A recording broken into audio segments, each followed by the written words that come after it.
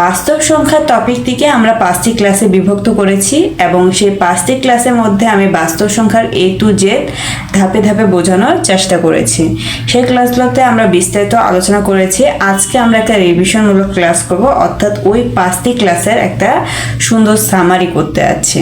যারা ওই ক্লাসগুলো করেছেন তাদের জন্য আজকের ক্লাসটি খুবই গুরুত্বপূর্ণ হতে যাচ্ছে, কারণ আজকের ক্লাসটি যদি তারা করে তাহলে সেই ক্লাসগুলো রিভিশন হয়ে যাবে। ইতিমধ্যে যারা ওই ক্লাসগুলো মিস করে ফেলেছেন তারা চাইলে দেখে আসতে পারেন, তাহলে আপনাদের জন্য অনেক ভালো হবে। আর কালকের ক্লাসটি অর্থাৎ নেক্সট ক্লাসটি আরও বেশি ইম্পর্টেন্ট, কারণ সেই ক্লাসে আমরা বিগত বছরে যত প্রশ্ন এসেছে বিভিন্ন পরীক্ষায় সেগুলো আমরা সমাধান করব। তাহলে আমাদের যদি এই টপিকের উপরে আর কোনো সমস্যা থাকে সেগুলো সেদিন সমাধান হয়ে যাবে। চলুন আজকের ক্লাসে আমরা একটু বাস্তব সংখ্যা যা শিখলাম সেগুলো একটু সামারি করে আসি। বাস্তব সংখ্যা হচ্ছে সকল মূলদ এবং অমূলদ সংখ্যা মিলেই হচ্ছে বাস্তব সংখ্যা। তাই আমরা মূলদ সংখ্যা এবং অমূলদ সংখ্যাকে ধাপে ধাপে বুঝেছি। তাই আজকে আমরা হচ্ছে জাস্ট মেন যে জিনিসগুলো সেগুলো একটু ডিসকাশন করব। মূলদ সংখ্যা এবং অমূলদ সংখ্যার মধ্যে আমি একটা পার্থক্য তৈরি করেছি। 1 নম্বরে লিখেছি P/Q আকারে যদি প্রকাশ করা যায় সেটি মূলদ সংখ্যা, যদি না করা যায় সেক্ষেত্রে সেটা অমূলদ সংখ্যা। P/Q মানে কি, সেটা ভগ্নাংশ আকারে প্রকাশ করতে হবে। সাপোজ ধরেন 3/5 যদি এভাবে প্রকাশ করা যায় সেটা মূলদ হবে, যদি এভাবে প্রকাশ করা না যায় তাহলে সেক্ষেত্রে সেটা কি হবে, সেটা হচ্ছে অমূলদ হয়ে যাবে। সকল পূর্ণ সংখ্যা বলতে আমরা কি বুঝি, শূন্য সহ সকল প্লাস এবং মাইনাস অর্থাৎ ধনাত্মক অথবা ঋণাত্মক সংখ্যা হচ্ছে পূর্ণ সংখ্যা। তাহলে এরকম যত পূর্ণ সংখ্যা আছে সবগুলো হচ্ছে মূলদ সংখ্যা। পাই এবং ই সর্বদাই কি, পাই এবং ই সর্বদা হচ্ছে অমূলদ সংখ্যা।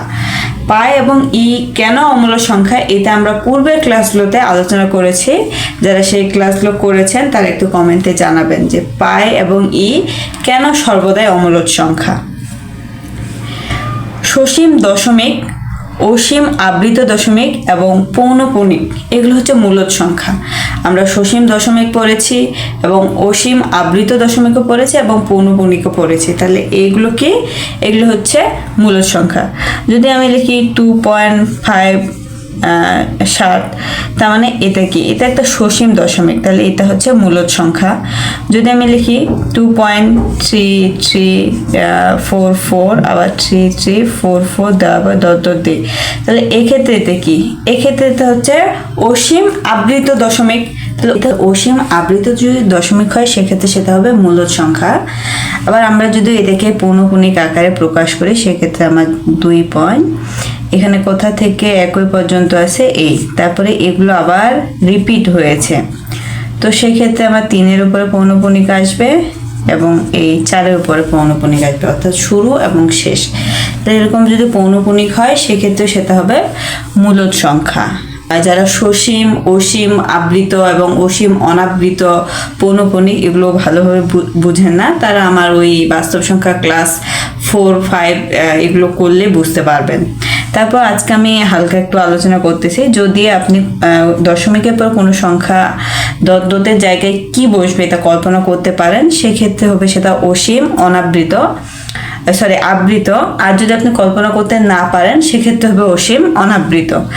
আমি এখানে কিন্তু এই সংখ্যাটায় এই অংশটুকু এখানে রিপিট হয়েছে, তার মানে পরবর্তীতে আবার এই অংশটাই রিপিট হবে, এই জন্য এটা হচ্ছে অসীম আবৃত। এখন আমি যদি 2-এর পর লিখি 3, 5, 1, 2, 5, 1, 0, 4 ডট দিই, তাহলে এই জায়গায় কি বসবে সেটা কিন্তু আমি বুঝতে পারতেছি না, কারণ এখানে 3-এর পর 5 আসছে, 5-এর পর আবার 1 আসছে, 1-এর পর 2 আসছে, 2-এর পর 5 আসছে, তার মানে কোনটার পর কোনটা আসতেছে এটা কল্পনা করা যাচ্ছে না যদি না দেখি। তো এই জন্য এটা হচ্ছে অসীম অনাবৃত। যদি অসীম অনাবৃত দশমিক হয় সেক্ষেত্রে আবার সেটা হবে অমূলদ সংখ্যা। বিস্তারিত বুঝতে চাইলে পূর্বের ক্লাসগুলো আপনাদেরকে দেখতে হবে। বর্গমূল ঘনমূল করলে পূর্ণ সংখ্যা যদি পাওয়া যায় সেক্ষেত্রে আবার সেটা মূলদ সংখ্যা, আর যদি পাওয়া না যায় সেক্ষেত্রে সেটা অমূলদ সংখ্যা। তাহলে পূর্ণ সংখ্যা কিন্তু আমরা বুঝি যে শূন্য সহ সকল ধনাত্মক বা ঋণাত্মক সংখ্যা হচ্ছে পূর্ণ সংখ্যা। যদি আমি √9 লিখি, সেক্ষেত্রে এটাকে ভাঙালে আমি পাবো 3। 3 একটা পূর্ণ সংখ্যা, কিন্তু যদি আমি √3কে ভাঙাই সেক্ষেত্রে কিন্তু আমি কোনো পূর্ণ সংখ্যা পাবো না। এক্ষেত্রে এটাকে ভাঙাইলে আমি একটা দশমিক আকারে সংখ্যা পাবো। তাহলে এক্ষেত্রে এটা কি? এটা হচ্ছে অমূল্য সংখ্যা। কেন? কারণ এটাকে এই পূর্ণ সংখ্যাতে প্রকাশ করা যাচ্ছে না, এটা দশমিক আকারে প্রকাশ হচ্ছে, কিন্তু এইটাকে পূর্ণ সংখ্যায় প্রকাশ করা যাচ্ছে, যার কারণে এটা হচ্ছে মূলদ সংখ্যা।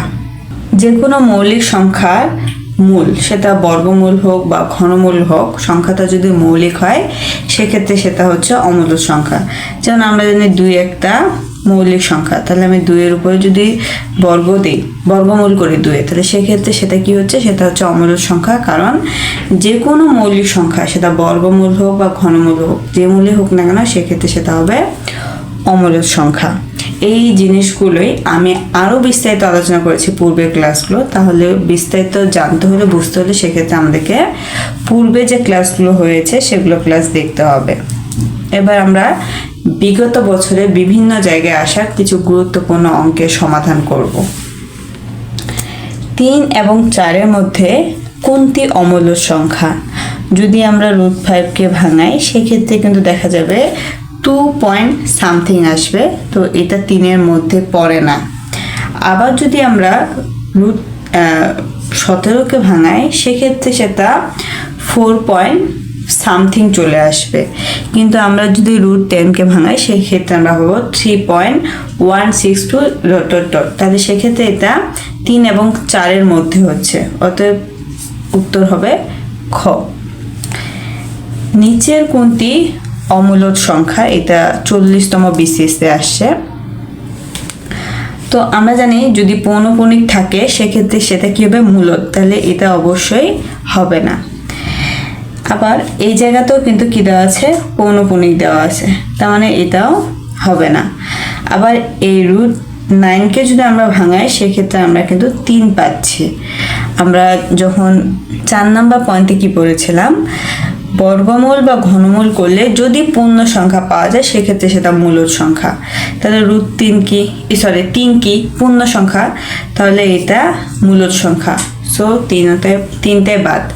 এখন √5কে যদি আমরা ভাঙাই তাহলে আমরা কি পূর্ণ সংখ্যা পাবো না, আমরা দশমিক আকারের সংখ্যা পাবো। তাহলে যদি কোনো, এইখানে আমরা কি বলেছিলাম যে বর্গমূল বা ঘনমূল এদেরকে যদি ভাঙানোর পরে পূর্ণ সংখ্যা পাওয়া না যায় সেক্ষেত্রে সেটা অমূলদ সংখ্যা হবে। তাহলে এখানে √5 অমূলদ সংখ্যা।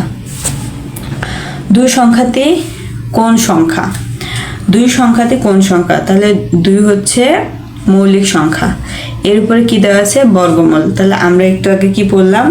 যে কোনো মৌলিক সংখ্যার যে কোনো মূল, বর্গমূল হোক বা ঘনমূল হোক, সেটা হচ্ছে অমূলদ সংখ্যা হবে। তাহলে √2 এখানে অমূলদ সংখ্যা। 0 দিয়ে 0কে যদি ভাগ করি সেক্ষেত্রে 0 হবে, 1 হবে নাকি অনির্ণেয় হবে? আমরা এটা এর আগে খুব সুন্দরভাবে ব্যাখ্যা সহ বুঝেছিলাম, আজকে আমি আরেকটু বোঝানোর চেষ্টা করতেছি শর্টকাটে। সেটা হচ্ছে 0 দ্বারা কোনো সংখ্যাকে ভাগ করা যায় না। যেহেতু 0 দ্বারা কোনো সংখ্যাকে ভাগ করা যায় না, তার মানে কোনো কিছু এখানে নির্ণয় হয় না। তা যেহেতু নির্ণয় হচ্ছে না সেক্ষেত্রে সেজন্য আমরা বলি 0 দ্বারা যাকে ভাগ করা হয়, যেগুলোকে ভাগ করা হয়, সেক্ষেত্রে সেটা হবে অনির্ণেয়। তাহলে এখানে উত্তর হবে অনির্ণেয়।